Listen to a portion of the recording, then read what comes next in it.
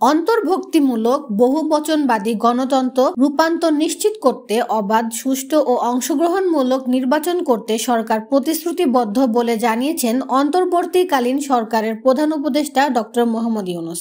17 August শনিবার তৃতীয় voice of global south সামিটে ভার্চুয়ালি যুক্ত হয়ে একথা জানান তিনি।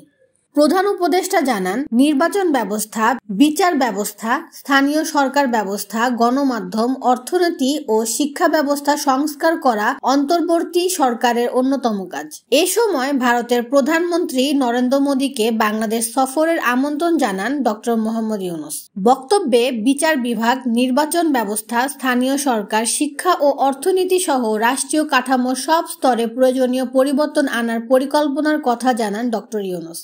প্রধান উপদেষ্টা বলেন, আপনারা সবাই জানেন যে গত 5 আগস্ট বাংলাদেশ একটি দ্বিতীয় বিপ্লবের সাক্ষী হয়েছে। আমাদের বীর ছাত্রদের নেতৃত্বে এবং জনসাধারণের সঙ্গে যোগদানের মাধ্যমে যা সম্ভব হয়েছে। ডক্টর ইউনূস বলেন, আমার জীবনের দীর্ঘ অভিজ্ঞতা থেকে দেখতে পাই আমাদের আর্থিক ব্যবস্থা সম্পদ আত্মীকরণের বিষয়টি প্রচার করে। এক্ষেত্রে সবার সম্পদ প্রাপ্তি নিশ্চিত করতে আর্থিক ব্যবস্থাকে নতুন করে ঢেলে সাজাতে হবে। তিনি আরো বলেন, সম্পদের একমুখী পথ থাকা উচিত নয়। আমাদের অবশ্যই সকল মানুষের, বিশেষ করে নারী ও যুবকদের জন্য আর্থিক সেবা নিশ্চিত করতে হবে। আমরা একে অপরের কাছ থেকে শিখতে পারি যে কিভাবে এটি সফলভাবে করা যায়। এই বিষয়ে বহু দেশ অগ্রণী ভূমিকা পালন করেছে। এক্ষেত্রে আমাদের আরো এগিয়ে যেতে হবে।